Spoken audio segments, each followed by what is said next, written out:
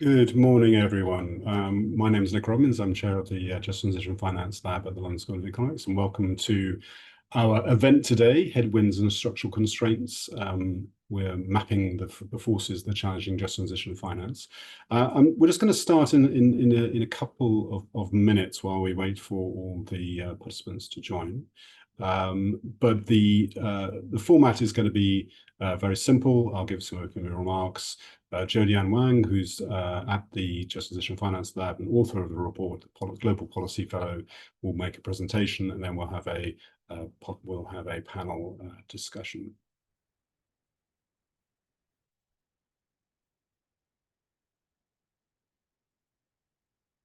Right, let's kick off. I think probably giving people enough time to join. So again, welcome to this session. A fantastic report that Jodian Wang has produced for the Just Transition Finance Lab. We're sort of 10 years really into just transition in the core of the climate negotiations and the Paris agreements. And I think clearly it's never been more important in terms of making sure that questions of justice and inclusion are part of climate action and response to climate action, particularly in the realm of finance. And this will be big on the agenda at COP30 in a few weeks' time. We're seeing increasing recognition of a just transition in the finance world by finance ministers. The recent Circle of Finance Ministers the Brazilian government brought together really highlights just transition. Multilateral development banks have recognized doing action, private finance, banks, investors, and so on. But we know that this is a year of deep perplexity and trouble within the climate agenda, and a lot of pushback on climate, but also a lot of underlying issues around the just transition as well, or particular challenges around this, around convergence around common themes, and actually how we can achieve transformational change. So in this agenda, we will be, this meeting will be presenting the findings of this report from Jodian Wang and then having a panel discussion. So Alex, if you could maybe just bring up the slides. I just wanted to introduce the panelists before we get going and handing over to Jodian. We have delighted to have Jwala Rambaran, who former governor of the Central Bank of Trinidad, joining us from Trinidad. Welcome, Jwala. And Jwala is currently a senior advisor to the Climate Vulnerable Forum, the Vulnerable Group of 20, the V20 group, and obviously we'll bring that perspective as being sort of very much within the sort of the core of the financial system. Then from Paris, Annabella Rosenberg, Senior Advisor on Just Transitions from Climate Action Network International, Cannes. Great to have you, Annabella. Long track record in terms of working on social justice and just transition with the trade union movement, also with environmental NGOs, and lots of interesting thoughts and proposals for COP30. And then also Andrea Saldarriaga, who's the Technical Director from the Task Force for Social and Inequality-Related Financial Disclosures, the TISFD, a really important initiative which is putting just transitions really at the heart of the framework about social disclosure and inequality disclosure, and just releasing a new discussion document yesterday. So that's going to be our panel. After the panel discussion, there'll be time for your questions and comments to the panel. And please put your questions in the Q&A function, and then we'll try and take as many of those as possible. This is going to be really an opportunity for us to get our heads and our strategies ready, I think, for COP30 and what happens after that with this just transition agenda, and how we combat the headwinds and really address some of the structural constraints. So with that, I'd like to hand over to you, Jodian, to run through the main findings of the report, and then we'll get into the dialogue and discussion afterwards. Many thanks. Thank you so much, Nick. Good morning, good afternoon, good evening to everyone who's taken the time to join us. My name is Jodian Wang, a Global Policy Fellow at the Just Transition Finance Lab. And it's an honor to share with you some of the recent work we've done within our policy program, which is mapping the headwinds and structural challenges that are currently constraining just transition finance and what we must do about them. So if I could go to the next slide, please. So let's begin by situating how the just transition entered the multilateral climate agenda.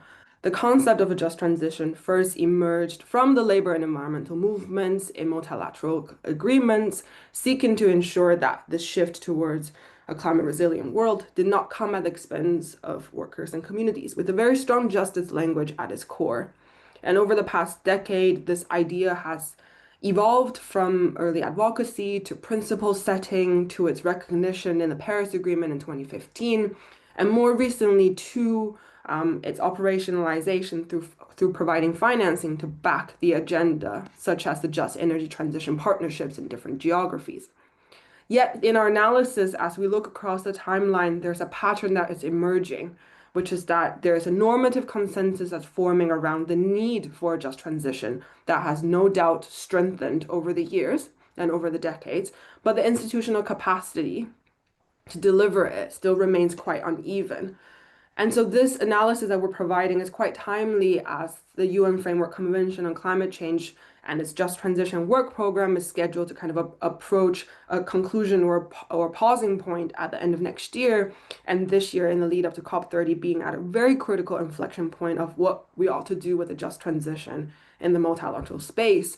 It does require us to kind of take a step back and take stock of not only the progress that's been made, but also the systemic constraints that's still shaping how just transitions are financed and governed on a multilateral scale. Next slide, please. So that brings us to the current juncture, a crossroads moment for just transition finance, as I describe in the report. We feel that after a decade of momentum, the reality and the rhetoric is not necessarily at pace with each other. The global landscape, geopolitically, financially, economically, has also become more complex with fiscal spaces tightening, geopolitical fragmentations deepening, and the politics of the transition itself becoming increasingly polarized. And within this context, we faced two directions. On the one hand, we have system optimization, an approach where we're scaling up existing instruments and platforms without necessarily changing the underlying incentives or the power structures that is shaping the political economy of the world. On the other path, we have system redesign, which we also see coming up, proliferating in the discourse, which is aligning the architecture of finance with the goals of equity, with the goals of resilience, with the goals of long-term sustainability. Both of these approaches have their logic and their value, and indeed they both need to exist. But the balance comes down to between kind of speediness and fairness, between scaling capital but also embedding justice at the same time. How the balance is struck between the two will really determine the credibility and the durability of just transition finance in the years ahead. So that brings us to the next slide, which is perhaps a moment to rethink what just transition finance is. There's been a myriad of definitions offered on this topic, and indeed they are contentious. And traditionally, we've interpreted just transition finance as climate finance with social safeguards. And on the screen here, you also see how just transition first appeared in the Paris Agreement. But in this report, I pushed for something a bit further and define it as finance that transforms economies away from extractive, carbon-intensive systems while thinking about redistributing power and resources and protecting community sovereignty over development pathways. This is not necessarily then about introducing new instruments. It's also about re-examining how existing mechanisms shape access, shape accountability, and shape outcomes. The question is not just simply about how much finance we mobilize, but also what kind of transitions this current financing landscape is enabling. And perhaps more importantly, how do we ensure that finance can contribute to lasting systems change rather than just temporarily mitigating the systems that we're currently seeing? And that brings us to the next slide, which is the substance of this report, and first starting with 4 headwinds hindering the just transition finance landscape. The first one is a political legitimacy challenge. Within and across countries, the just transition is being debated, it's being reframed, and it's sometimes being politicized. We have shifting political priorities and short-term electoral cycles, which make it very difficult to sustain long-term transition strategies, which the just transition requires. And at the same time, on a global scale, we need to look at the cross-border dynamics. especially through global value chains, which can transfer social and environmental burdens from one place to another. This further complicates the question of fairness and responsibility on a global scale, and is something that we, as part of the lab, explored last year with the UNH-led group and the Task Force on Net Zero Policy around interconnected justice. So domestically, policy volatility undermines certainty, it undermines investor confidence, and ultimately the trust that communities have on the policy setting processes. And globally, overlooking this cross-border dynamic of transition effects can weaken solidarity, can weaken trust on a global scale, and can also risk making finance less certain. The second headwind that we diagnose is the eroding fiscal foundations around climate finance around the world. Concessional public finance is under pressure. Official development assistance, ODAs, has declined in real terms. So in response, we've seen an increasing reliance on private capital mobilization and de-risking strategies over the last decade. These approaches have clear value in scaling finance. This is not to reject them wholesale, but because the ultimate goal, as prescribed under Article 2.1c of the Paris Agreement, is to align the entire financial system with the low carbon development outcomes, we need to think about what exactly is the role that private finance and different financial instruments play. But the current reliance on private finance, as we diagnose risks, framing transitions primarily through a market lens where justice consideration can become secondary to risk and return, and the result is a mismatch between where finance flows often and where it's most needed. And the third headwind that we diagnose is governance fragmentation. The institutional architecture behind climate finance is extremely complex. We have multiple funds, multiple reporting frameworks, multiple eligibility criteria that create high transaction costs, especially for small and low capacity countries.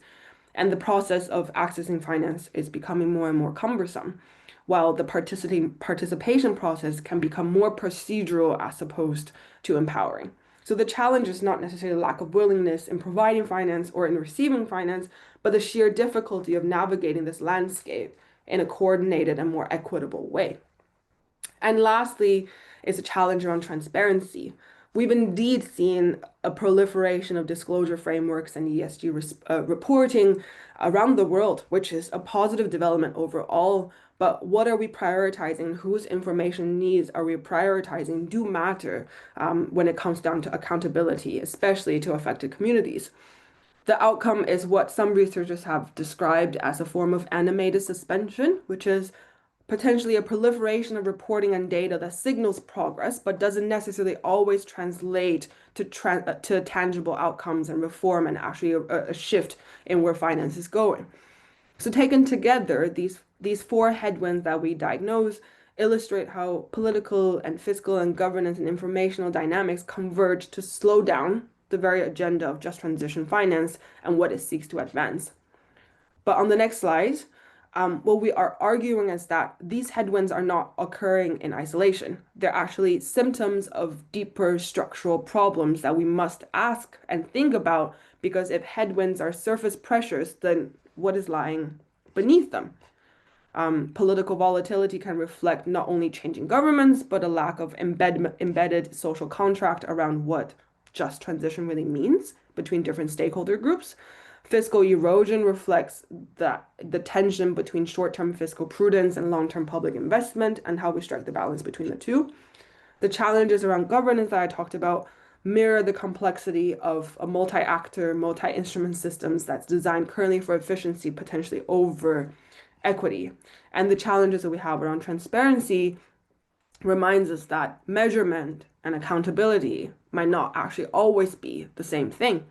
So recognizing these links allow us to understand that the headwinds are not just discrete obstacles that stand alone on themselves, but they are indicators of deeper institutional constraints and highlight where reform might be needed. So going to the next slide, I just want to also quickly take some time to unpack these deeper forces and what is possibly, and because they're possibly shaping what's feasible in terms of levers for change within the current system. First, justice is not yet hardwired into the political and financial systems. Most economic governance frameworks treat equity and social outcomes as safeguards rather than core design features. And the second thing is around a more territorial framing of justice, which is the cross-border element of the headwinds that I discussed earlier. We tend to, so far, the mainstream approaches to thinking about just transition occur within national and sectoral boundaries and within community boundaries. They're absolutely necessary, and I want to make that clear. But there's a global dimension of one place's transition potentially having spillover negative injustice effects on another place's transition. And we need to take that into account because we will hear throughout the panel, that has become a core intention point in the multilateral negotiations and dialogues around just transition. And the third thing is the market logic that underpins it. Private investment is indispensable, but when profitability and scalability become the sole metric of success, smaller community-driven projects, which are more often quite socially transformative but less bankable in financial terms, remain underfunded. And fourthly is the biases that exist within the current global financial architecture. Multilateral development finance institutions still tend to privilege low risk, high return contexts, and this systematically limits access for those most in need of concessional or patient capital. So we need to be mindful of that, and that has been an ongoing discussion with the agenda to transform the international financial architecture. And lastly, this idea and this need to search for universal scalable solutions, when actually it can also flatten the nuance that exists in just transition because justice is a context specific and it often is in the eyes of the beholder.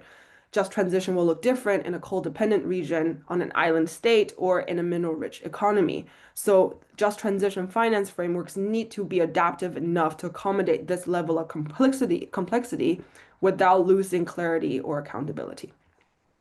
Now, moving on to the last slide. How do we translate this into analysis into actionable insights? We do argue and remind the diversity of the profile of our readers that meaningful progress will come from integrating complexity rather than simplifying it away. We need to think about how different actors, whether it's public and private and community, share the risks and responsibilities, and frankly, the reward of a just transition. We need to think about the quality of the financing alongside the quantity of it, not asking how much capital is mobilized, but also whether it's aligned with long-term inclusive transformations. We need to expand the definitions and hold the complexity of just transition without diluting the accountability of it. And we, in this report, do not necessarily provide prescriptive answers because that could come as disingenuous, but we do offer some provocations and a framework to guide collaboration between financial actors and policymakers and affected communities as we move forward to COP30. Because ultimately, the struggle is not just about mobilizing capital, it's ensuring that finance also shapes just transition outcomes. And the task at hand is to build that system transformation together, aligning financial innovation with social legitimacy and with environmental integrity. And with that, I'll stop here. We will happy to answer any questions during the Q&A function of this event, and really do invite everyone here to read the report and engage with it and let us know what you think. Thank you.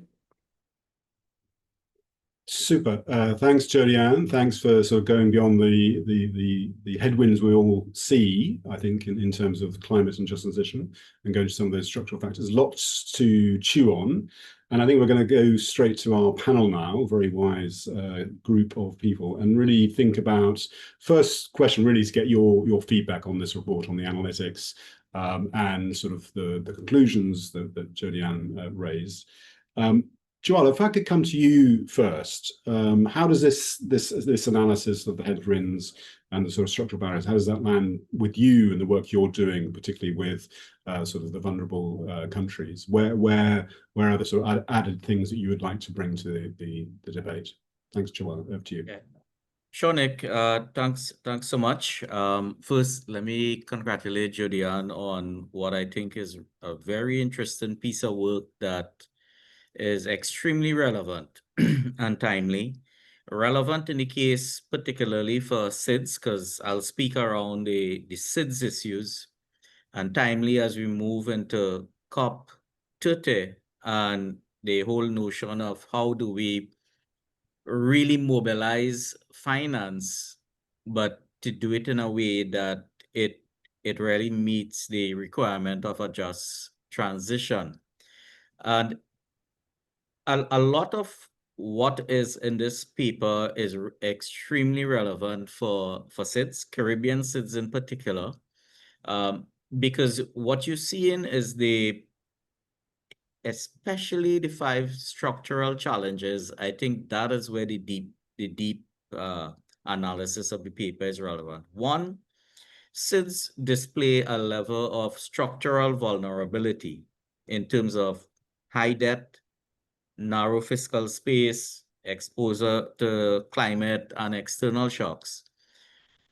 But there's some regions of SIDS, and here I'm thinking more along the lines of the Caribbean, where they also exhibit significant agency. And that in itself is a level of mitigation for the structural challenges. It doesn't take away from it, but it says that SIDS are not simply victims of what is placed onto them, but they are able to attempt to create some change. And I'll give you some of the examples from the Caribbean that, that sort of give you a pretty good sense. One, the Caribbean has pioneered debt pause clauses, which is now in the literature now known as climate resilient debt clauses. But this was done way back with Grenada. Then it was followed on by Barbados. The Caribbean has also pioneered regional climate risk insurance through what is now known as CCRIF. And CCRIF itself helped in the creation of other sovereign risk catastrophe pools in Africa and the Pacific. Then we've seen the Bridgetown Initiative, right? That is being championed by Prime Minister Motley. And again, that speaks deeply to the power relations and the global financial architecture that Jodian spoke about. And we've also seen how SIDS in particular could come together and advocate and lobby through AOSIS, the Alliance of Small Island States. And AOSIS was actually critical in the creation of a fund for loss and damage. So that agency itself says that the way how the question is framed as a binary choice, and let me just will we redesign financial systems for justice or optimize status quo for speed? It may not really be a binary choice, but in a sense of you attempting to fix the wheels on the bus while you're on the journey.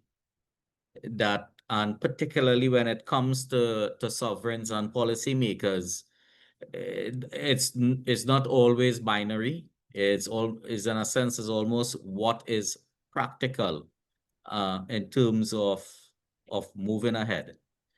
So for SIDS in particular, I think this is an extremely relevant piece of work that situates them within the global just transition space, but it also starts to outline some potential pathways to moving ahead.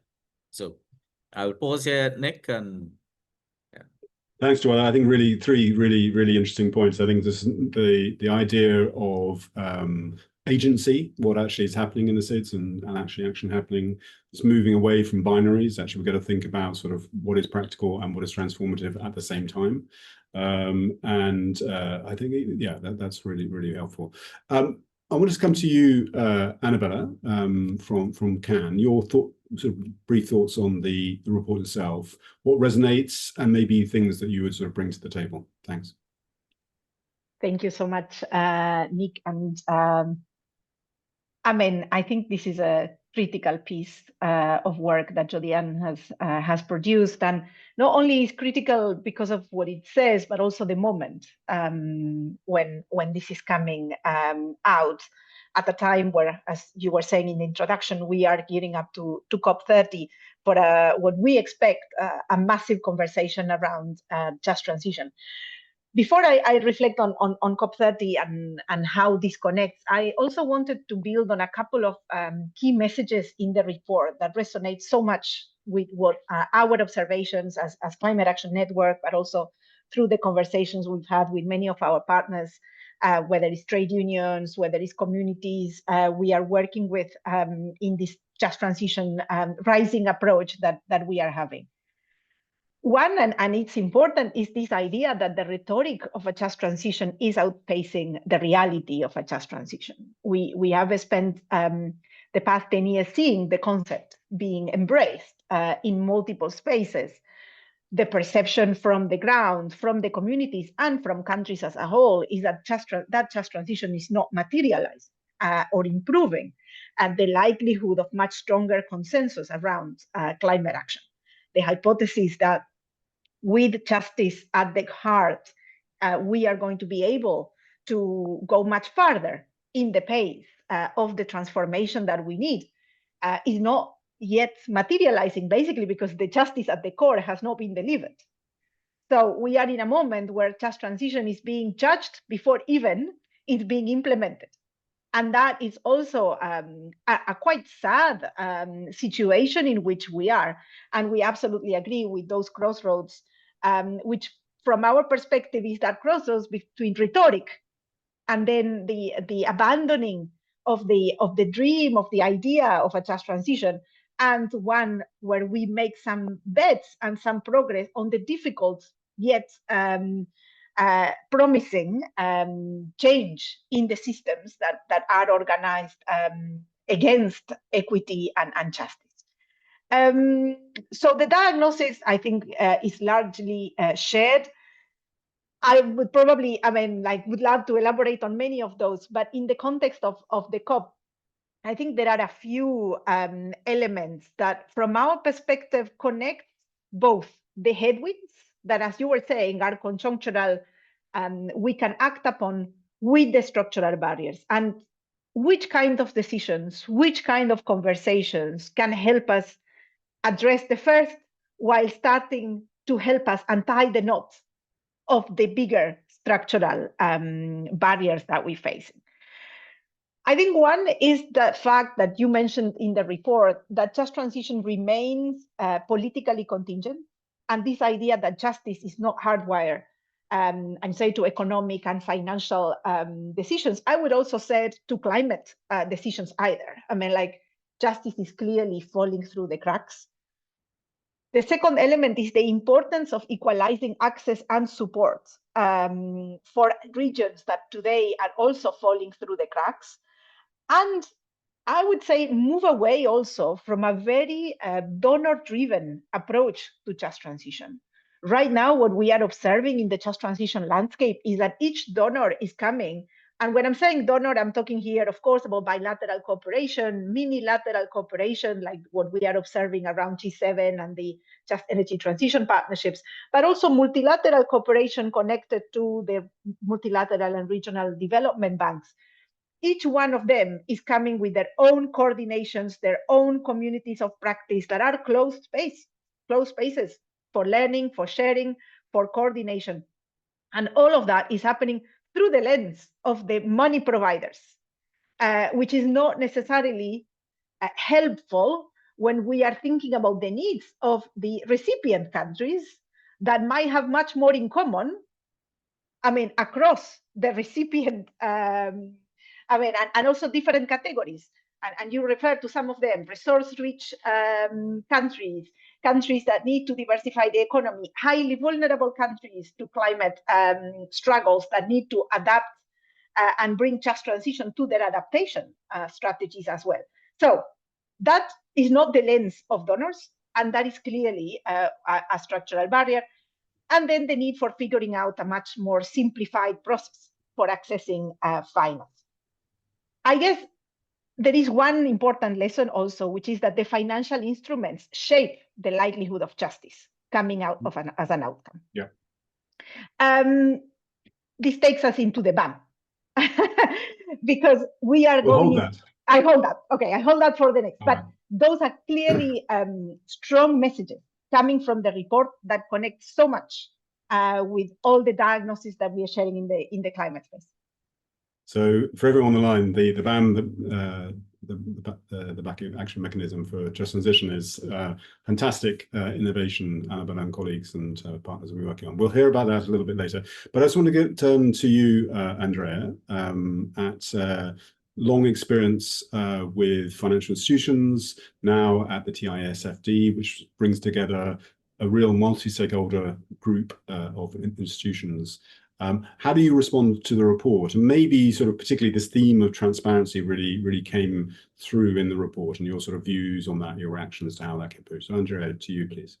Thank you, Nick. And thank you for the opportunity to engage with this important conversation. And I want to start by acknowledging the depth and the clarity of the analysis presented in LSE report. So thank you for that, Jodian, as always, with the known rigor that you bring to this space. And I also want to signal the importance of moving from thinking and discussing the small tweaks to the existing system to really interrogate the underlying causes and the dynamics of the shortcomings that we identified and ask the difficult questions behind them. I think this is very valuable in the report.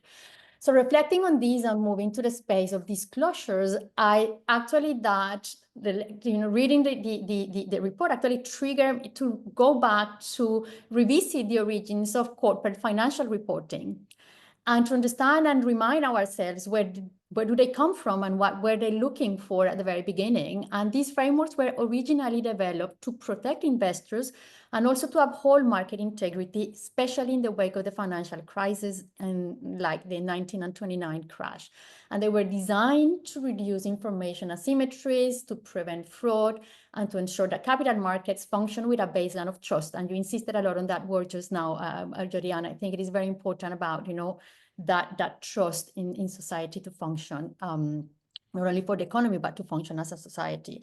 And over time, especially with the rise of the shareholder primacy paradigm, the purpose of disclosures started also to shift, and from safeguarding markets for society, they moved to focus more on investors' interest, and materiality became narrowly defined around enterprise value, site living, broader societal and systemic concerns. Another important element in this evolution is the emergence of the climate crisis, the rising of inequality, and the need for just transition. So it is therefore key, as the report is doing, to interrogate then the purpose and the functioning of disclosures today. And I think this evolution requires a number of shifts from the disclosure point of view, and I'm just going to refer briefly to a couple of those. I think we need to reclaim the initial purpose of disclosures beyond shareholder and entity value and go back to something that you mentioned, Jodian, as structural accountability, but I think it is really becoming a tool for building trust in society and uphold societal and market integrity, but considering broader societal interests. And even if we were to think about the narrow lens of enterprise value, it is also key to understand that protecting communities and ecosystems and nature is not separate from protecting investors and even businesses. It is foundational to long-term resilience. So even if we were to stay in that narrow space, there is also some kind of like broader understanding that we need to bring to that enterprise value. Second, we also need to recognize that social and environmental considerations are actually not externalities, but they are material to financial stability, in particular in a world where we have climate shocks, where we have social unrest and the biodiversity loss. And in that context, it is important to understand that inequality itself is a system risk. So these are areas where TISFD, and as you mentioned, Nick, TISFD is the Task Force on Inequality and Social Related Financial Disclosures that is looking to develop a global it's a global initiative that is developing recommendations and guidance for businesses and financial institutions to understand and to report on the impacts, dependencies, risks, and opportunities related to people. And importantly, and considering some of the issues that you raised, Jodian, in the report, we're trying to extend the consideration of impacts on people to including also an understanding of the way in which business and financial institutions impact inequality. And we're trying to progress evidence in the way in which impacts and dependencies on people are financially material at entity level, yes, but also and importantly, we're bringing a system level lens to investigate how social issues and inequalities can contribute to system level risks. And as you mentioned, Nick, at the beginning, we just launched our first publication yesterday, which is the Conceptual Foundations, where we're trying to establish the key terms, the language really to speak about social issues and inequality-related issues in the context of business and financial activities. And this document actually outline how inequalities and deprivations in people's rights and well-being can contribute to system-level risk. And we outlined 3: societal stability risk, macroeconomic risk, and financial stability risk.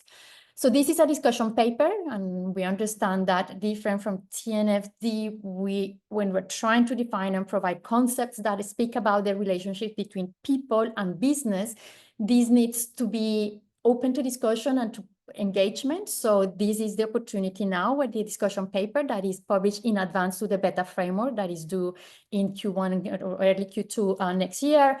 And so I invite you really to engage with us, go to the website and engage with us.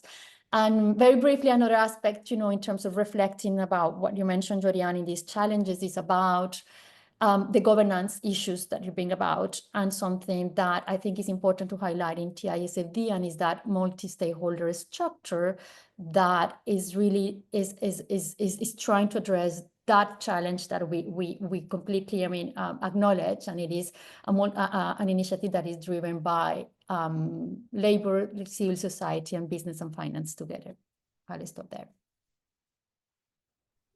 Fantastic, Andrea. And I think the design of the TISFD, particularly the focus on the systemic importance, the systemic nature of inequality and the risk it poses, is really important. I think it does respond to some of those structural factors that Jodian.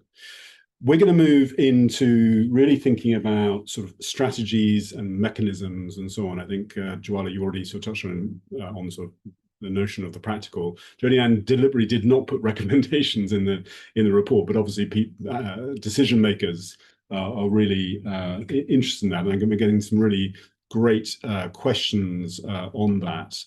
Questions about sort of what financial regulatory bodies could be most impactful at redirecting finance for just transition.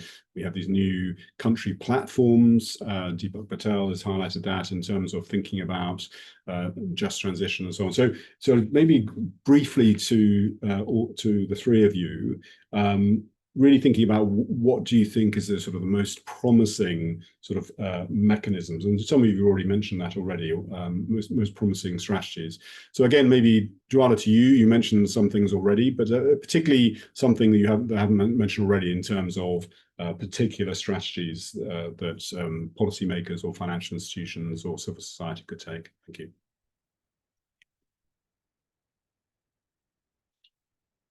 You're still on mute, Jwala.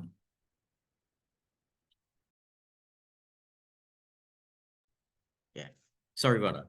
Yeah, let me address the financial architecture bias, which I think is extremely important because it goes to the heart of the power relations of this 80-year-old global financial architecture.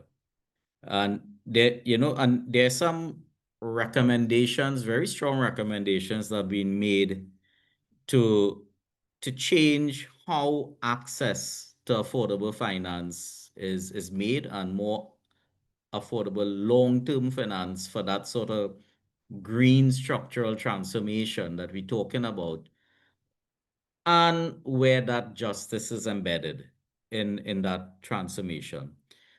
First is this, when we look at SIDS, and I'll use Caribbean SIDS as an example, that structural vulnerability is not reflected in the per capita income metric that the World Bank and the multilateral development banks use to determine whether they should have access to concessional finance or not.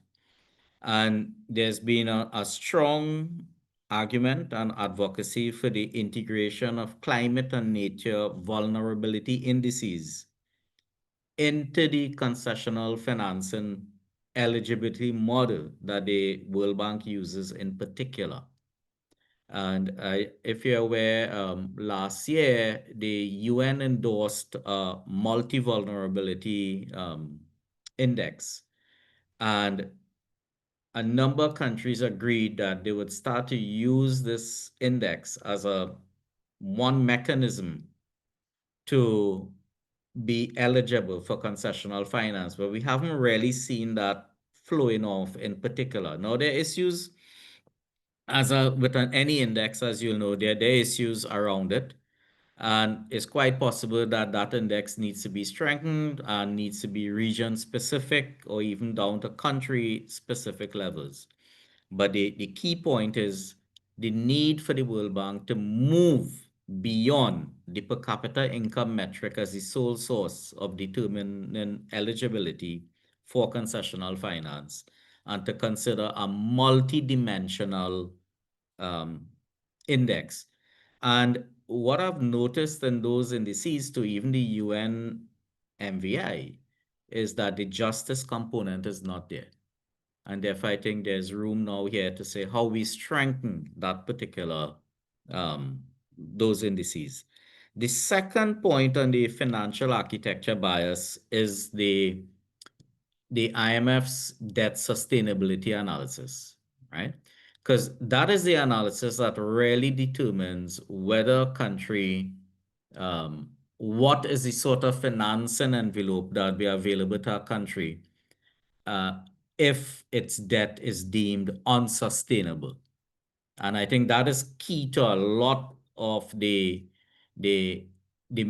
arguments and the movement for how much funding could a country take on without eroding fiscal space. But here's the issue. Again, these DSAs don't adequately treat with climate shocks, and they treat resilience building not as productive public investment, but as adding to debt, right? And I think, and that's where some reform needs to take place. The other part to that is that if these DSAs don't take these factors into account, then when we say the typical 60% of GDP debt ratio is considered sustainable, is it really sustainable? It might be that these sustainability for these countries might be at a lower level, maybe 40%, and therefore it means the depth of debt restructuring and debt relief that's needed and concessional funding that's needed is going to be more, especially from a just transition perspective. Right? I'll stop at one more example, and that is Jody Ann's framing of the boundaries, right? Where there's this territorialized framing of justice. And in particular for SIDS and Caribbean SIDS, scaling is extremely important. One, because we constantly hear, well, your projects are too small for the kind of funding that needs to come. But if we scale, then we have more of an opportunity. And I think this is where we could, things like establishing a Caribbean just transition financing platform becomes key, because it builds off a sort of regional coordination mechanism. You could now aggregate just transition projects. You could pool concessional finance. You could link community projects with blended finance instruments. You could get the aggregation in, you could get credit enhancements, you could get guarantees. And that sort of leveraging of the regional risk pool. And if you develop some common standards, then what you do is you start lowering transactions costs and you lowering cost of capital, which is key for these countries when we start to talk around just transition. So again, I'll pause with those examples. Joanna, that's fascinating, and the cost of capital comes up again and again and again, and I think interesting to link it to this just transition agenda. if I could turn to you, Andrea, just in terms of, obviously, we focus on disclosure, that's the sort of the core business of TISFD. But I mean, are there any particular strategies, maybe thinking of some of the questions that are coming up in the chat about how to make the just transition really bite in terms of financial flows and financial transactions in the private sector and the public sector? Any particular strategies that you would recommend? And then come to you, Annabelle. Yeah, I think it is. I mean, it's interesting from our point of view, let's say, but we're not, as TSFD, we're not standard setters. We cannot mandate, disclosure. So we do need some concerted action that really converge in order to kind of like use and mobilize the elements that we can bring as an initiative, right? And that becomes, for example, I think, an important point from policymakers, for example, to reclaim the public purpose of disclosure standards and really be very clear from a policy perspective of what is the purpose of disclosures, right? And what the implications of this is. And I think that in the European context with CSRD, we're seeing somehow this, which is saying, going beyond financial materiality and highlighting the importance also of impact materiality, but that really needs a very important tone from policy to really highlight what is the purpose also of disclosures. So that is one element from, let's say, public policy perspective. But another one which I think is important is, and I mean, of course, in the idea of mandating the disclosures, but also the consequences of what is being disclosed. And in the context of just transition, you might think that if a transition plan, for example, covers or shows about the need for the job reduction, or the way in which extractives or a new, I don't know, renewable project is going to take place in a specific community, that then there are some social protections that come with that, right? Or that free primary informed consent is required, or some reparative finance is required. So then we need also that more mandatory sort of like decision around the information that is being disclosed. And I think that also from the financial institutions perspective, we need to evolve also the understanding and the way in which financial institutions impact with their allocation of capital inequalities, but also kind of like the systemic risk that these can have. And this is where the research is going to help, creating this understanding, but we need also engage financial institutions that take this forward and that they implement it into their stewardship strategies and their allocation strategies. And then on civil society side, I think it's really, I think it's a very difficult time for civil society with, one of those elements in terms of reduction of the available funds that it is for civil society. But I think we need to kind of like coalesce also and join efforts in using and bringing that joint vision and asking for that, as I was saying at the beginning, these further function of the disclosures and then the use of the information, because it is also enabling civil society to be able to use that information in accountability, right? Because it is also what to do with this information. And I think civil society plays a very important role in keeping, like corporates and financial institutions accountable out of the information that is provided. So I'm gonna stop a little bit there. Okay, Andrea, that's great. Annabella, to you. I think we're going to come to the BAM in maybe a couple of minutes. Maybe actually now it would be a good thing to maybe discuss now, because we're running against time. But your strategies, and particularly if we start sort of moving towards COP30, clearly finance is big on that agenda. We've got the Back to Benin roadmap. We've got lots of thoughts about what MTBs should be doing. Concessional finance has come up, financial architecture, Jwala has already highlighted, and then we have the Just Transition work program. So in terms of strategies, the thoughts that you have, maybe explain a little bit the BAM. And there's already a question in the chat actually from Preeti Bainari, is just, would this mechanism sort of add to the sort of proliferation of mechanisms? So Annabella, an easy question for you to answer. Easy, because there is of course no silver bullet to solve all those structural challenges. And I think fellow colleagues in the panel, but also many of the amazing experts that are in the webinar right now asking questions could also have been in this panel. And I think, yeah, just very humbled also to be thinking with you this situation.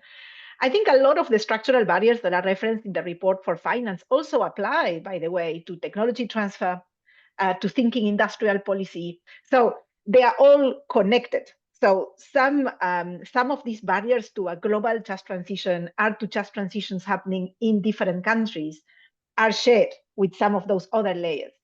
And this is one of our observations, is that there is no home, no social fabric of the actors of the just transition space. From something that was quite marginal 10 years ago, today we cannot count the amount of institutions, commissions, organizations at the national level, national plans, international approaches that are trying to push for a just transition and have no home. So that's first a minimum diagnosis. And I guess the question for us, of course, we are the Climate Action Network. We want those efforts to be also following the principles as well of what we built as climate governance, that is built on justice and equity, that is also trying to achieve the best possible outcome from a climate perspective as well. So for us, this points out to the UNFCCC being a potential home for the Belém Action Mechanism for Just Transition, which doesn't mean a new typical committee where only UNFCCC folks sit, but rather a legitimate home for bringing all of those actors to the same table. So parties, also non-parties, I mean, in particular, all the multilateral institutions today in the webinar that are working on just transition, also civil society and unions and others being part of that table, and of course, some of the relevant UNFCCC bodies. And I guess this idea of a committee plus a network of focal points that will be bringing also a practitioner voice to the just transition conversation, as well as a sort of single desk for seeking support that would be serviced by all those institutions that are already working on just transition. That is what the BAM is. We can, of course, provide some of the thinking behind. And actually, I think your report makes such a good case for something different happening in this just transition landscape 10 years after the Paris promise to deliver a just transition.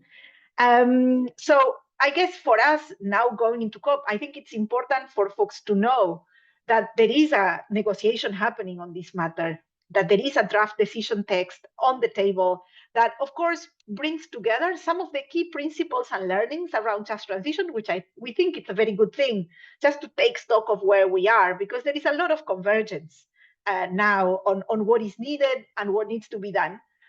But I guess it adds that extra element of the so what. What do we do with this information and knowledge that we have? And for us, it's taking action and growing from having dialogues, which is what we have today on the Just Transition Work Program, to something of a more actionable or action-oriented mechanism, which is what the BAM represents.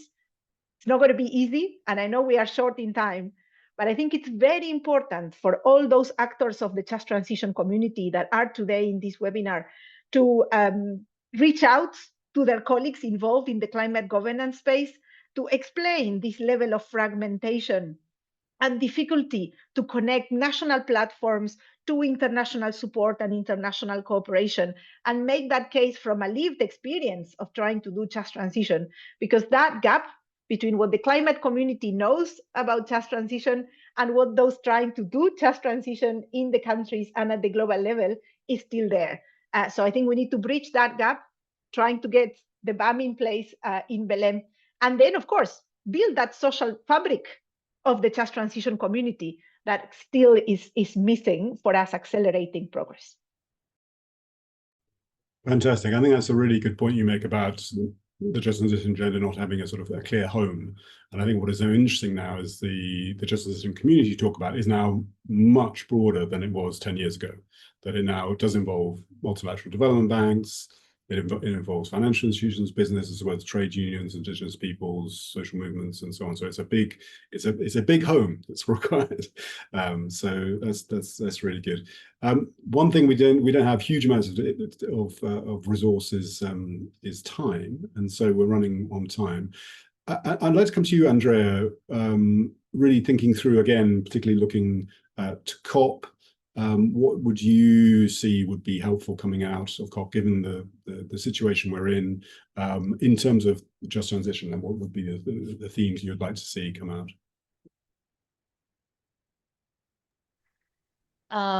Yeah, I think with COP, I'm a little bit like in between, somehow hopeful, but somewhat concerned. Because on the one hand, you see, yeah, the positioning and the effort of the Brazilian government to position just transition as a pillar, to speak about a plan and just transition roadmap, introducing notions like focusing on environmental justice and this idea of combat environmental racism, and even the idea of the global ethical stock take, which is an interesting one to introduce other elements to evaluate progress.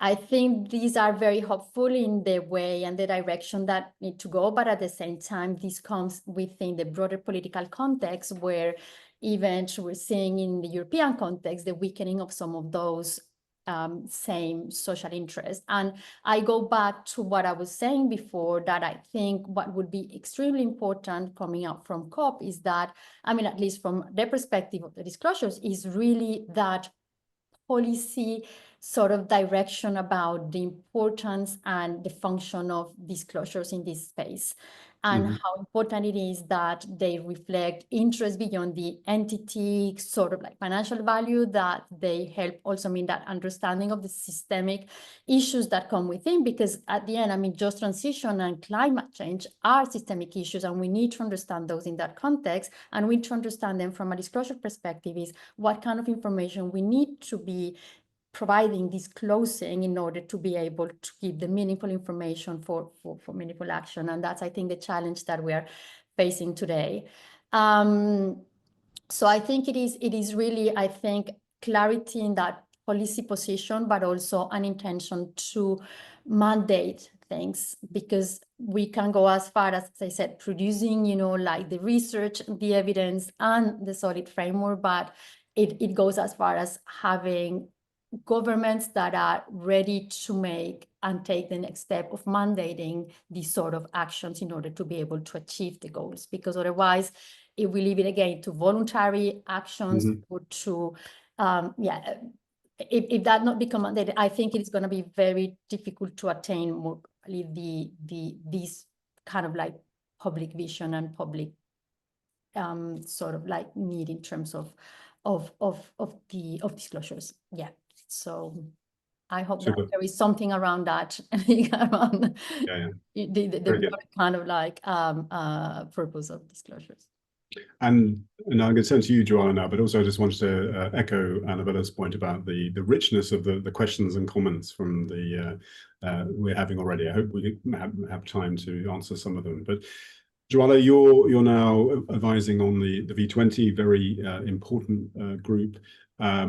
Your thoughts on COP and what we can achieve on this in terms of actually both the ambitious changes we need on the structural transformations, which your thoughts, and maybe if you wanted to touch on any of the questions that have been coming up in the chat. You've already mentioned some mechanisms around the Caribbean, but COP in particular, and where we need to perhaps make more progress in alliance building in the weeks ahead. Yeah, sure, Nick, thanks. At the end of the way how I see just transition is you really attempting to leverage finance as an instrument of justice. And for many of our economies, just transition is not only about decarbonization. It is really about how you redesign these development pathways, right? If I look at the Caribbean, is how do you ensure greater energy security? How do you diversify beyond, let's say, tourism? How do you embed social equity into national policy making? And a lot of this then is some will touch clearly on COP, but because it is finance at the end that we're talking about, it really goes beyond COP and lies within the global financial architecture. And that structural challenge that Jodian talked about in terms of the bias of the global financial architecture is, I think, where a lot has to be done. And that is even starting from looking at ministries of finance, how they embed fiscal justice into their frameworks, right? If we look at how the NDCs are written, we look at the national adaptation plans, that justice component is not there, right? You look at central banks again, how they move to integrate climate and transition risk into monetary policy and the financial supervision. The finance is there, but the justice aspect again is missing, right? And even some of the development banks are now starting to bring justice considerations in, but again, not in the way that we could see some sort of systemic change. And I think this is where, to me, civil society has an even greater role to play, because we keep thinking about the system with the different players, right? So central banks, Ministry of Finance, development banks, but we don't think of it really and truly as an ecosystem that includes that voice. I would call it the moral voice of civil society, and I'm talking about civil society broadly speaking. And I think that is where I think it's something that seems to be missing in the discussion. So even when you go to COP30, you have the civil society on one side, and then you have the ministers on the other. That sort of marrying and integration is not there. And I think that, to me, is critical for how we move forward. COP30 and beyond, especially as we've now come out from IMF World Bank annuals, and you've seen a sort of retreat or pause of these institutions in treating with these issues. So it is critical that this comes back onto the mainstream agenda from COP and into where the next key political moment is. Yeah, so I'll pause there. Thanks, Joel, and thanks for reminding us. Obviously, COP's not the only location, and particularly we just had the annual meeting, so I think that was pretty disappointing, wasn't it? In terms of the results. So really good. We've sort of thrown a lot of proposals and ideas, and we've got a fantastic set of questions. I think maybe some for the panel, and Jodiana, if you wanted to jump in as well. Obviously, you're the author of this very, very inspiring report. Really, I suppose some of the things that are coming through, this question here from Phil Bloomer, really highlighting that the lack of justice. I think we've heard that in the report. The lack of justice is weakening public support for rapid climate action as being exploited by vested interests, and so on.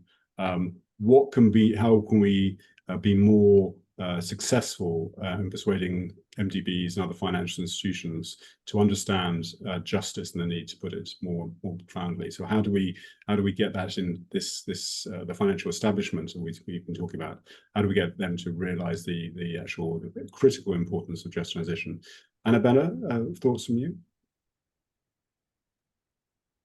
We are always a bit conflicted in civil society about trying to make a case for these institutions that were not set up to deliver justice, to twist their arm to try to make them deliver justice, and the need for a reform of the international financial system. And I guess going back to this idea of what can help us have the right conversations, for us, it's an important part of the equation. Where is it that today we can have a discussion about justice and climate protection and human and labor rights being the overriding signals to which trade policy, investment policy, financing should be organized towards?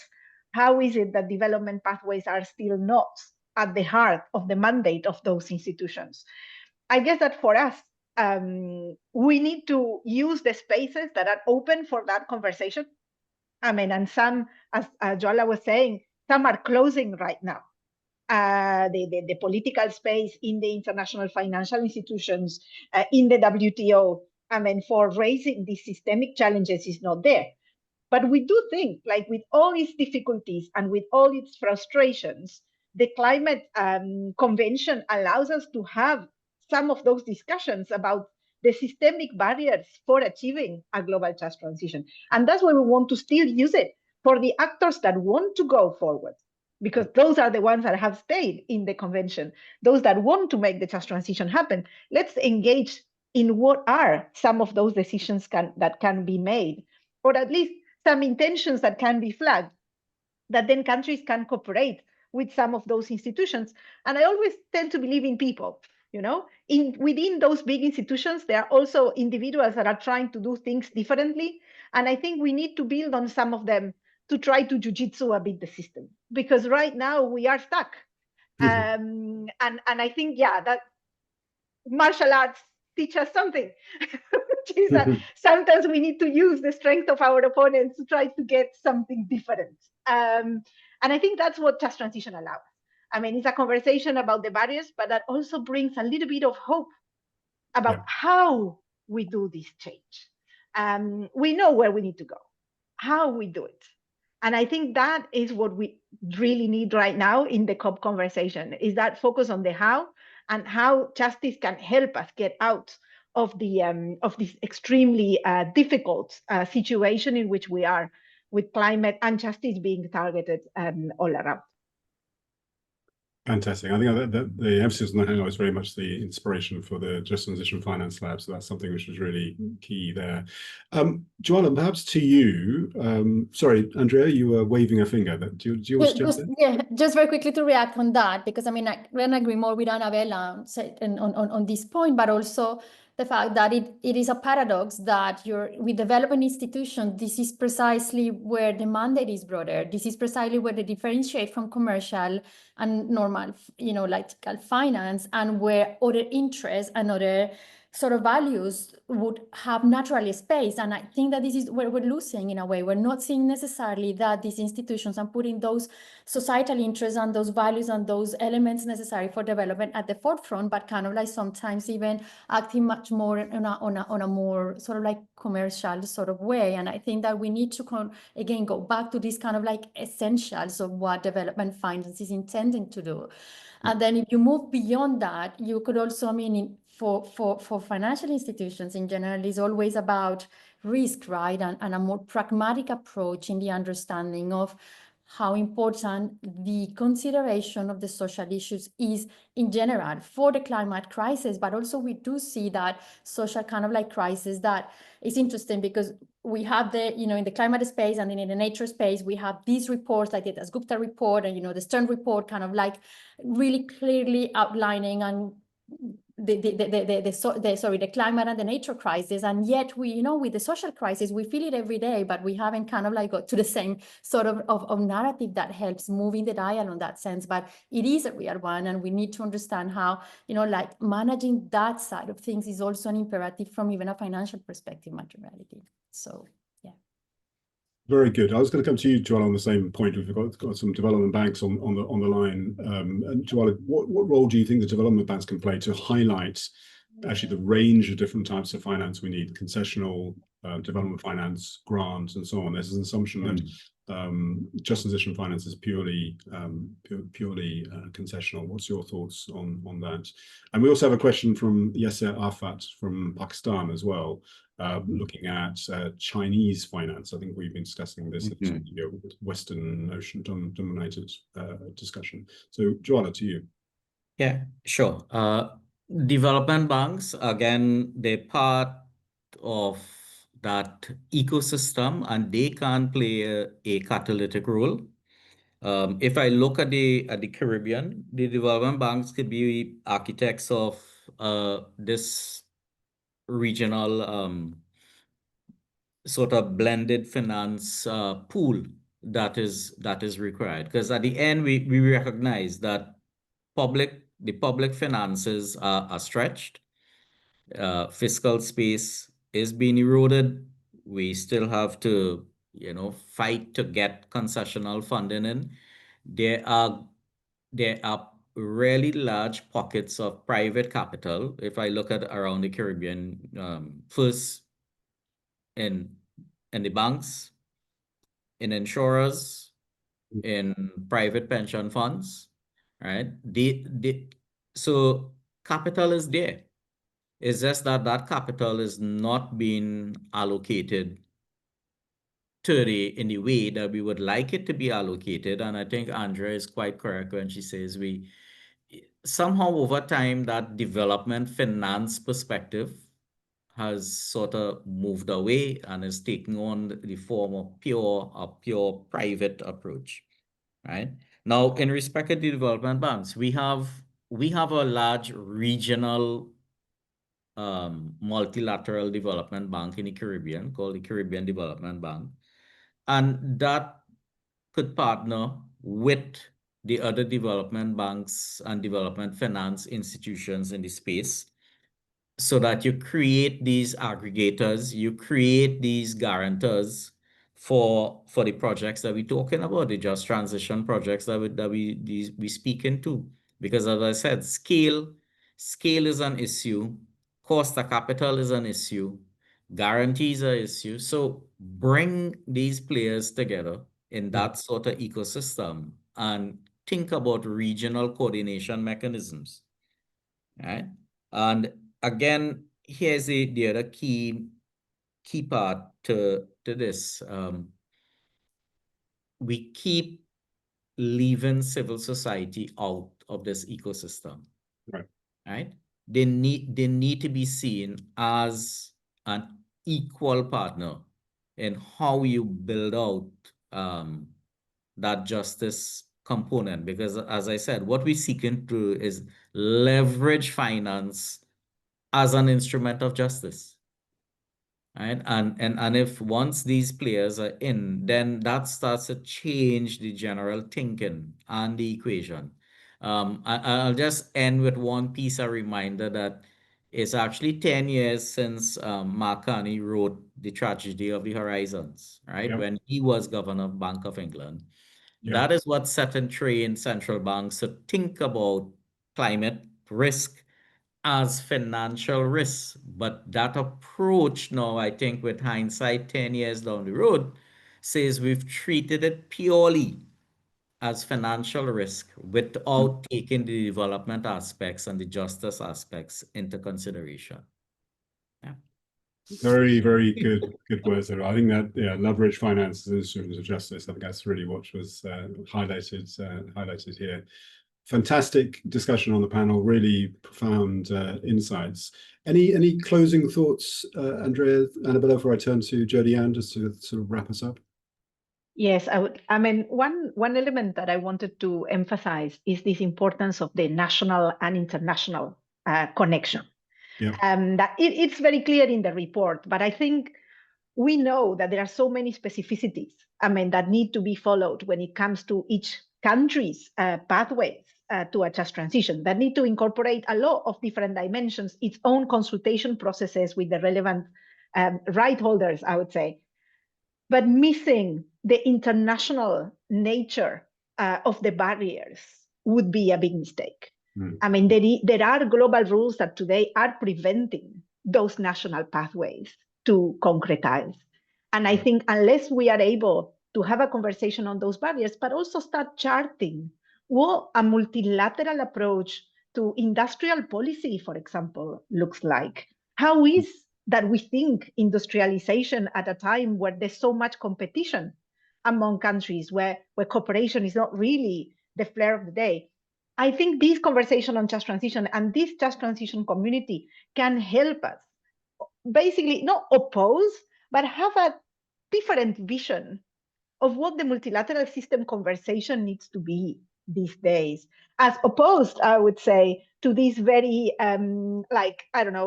save who can approach, that we are seeing with the increase of tariffs, with other unilateral decisions being made elsewhere. So I think there is a different paradigm that we are offering with the just transition conversation. And I think we need not only to keep it alive, but to try to make some things happen to show that this is not just utopia, but it's something that can drive decisions at the domestic and global level. Yeah, I think people are hungry for those things, making things happen. Thanks so much. And Andrea, any final thoughts? And we're coming up against the end of the meeting. I know, I just wanted, because you prompted that, kind of like thought about the Chinese question on China. And it's very briefly, I think it is actually a very interesting and question more general about the role of China in the transition and the just transition, when you think about the way in which they are ensuring the transition minerals and the way the role that they are playing across Africa and Latin America with this mining of key elements. So I think it's a much broader question than the one that is posed, which I think is very interesting. But I think that collectively we need to think about how we bring Chinese government and companies and think in this conversation, because they're gonna be playing an essential role in the transition when you think about like transition minerals in particular. And very briefly on disclosures, I really want to invite everyone to engage with the TISFD. I mean, we're really trying to bring and contribute to these challenges in a way in which, as I mentioned, with the systemic view, the view of inequalities, different governance, and we would only advance as we get meaningful impact to the work that we're doing. So thank you. Fantastic.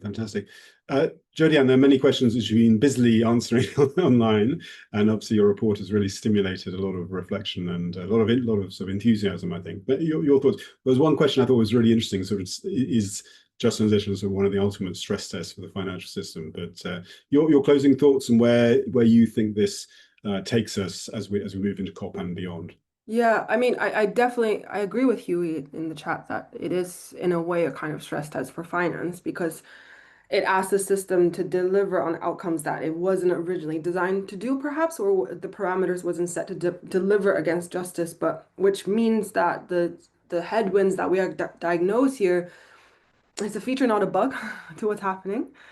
So the challenge isn't particularly asking for finance to act against its own interest, but to redefine what its interests are, in the sense that channeling finance towards resilience, towards just transition outcomes, towards social outcomes is also a form of value, and that the test is then to see if finance can evolve itself to serve that broader focus. But all that is to say, I think we asked more questions, maybe perhaps more nuanced questions than we can offer answers in this report, and I very much acknowledge that and welcome everyone to kind of engage with us on this work moving forward. And we will be at COP30 trying to kind of spread the message and ask these questions again as well. So thank you for everyone in tuning in, and thank you to Jwala and Andrea and Annabella for such an insightful discussion. I hope it doesn't stop here and we keep bringing the complexity into these different spaces. So thank you. Thanks to you, Jodianne, for bringing us together. Thanks to you, Andrea, to Jwala and Annabella, also to the team, Motoko and Alex, who helped put this together. And I'm thinking really about how maybe in 10 years' time we'll be meeting again, and we'll be having a report about tailwinds and structural transformations, and actually how all this changed in the next 10 years. So I'm looking forward to that gathering again, how actually the whole landscape changed. Thanks again, and looking forward to collaborations with you. Thanks so much. Thank you, everyone.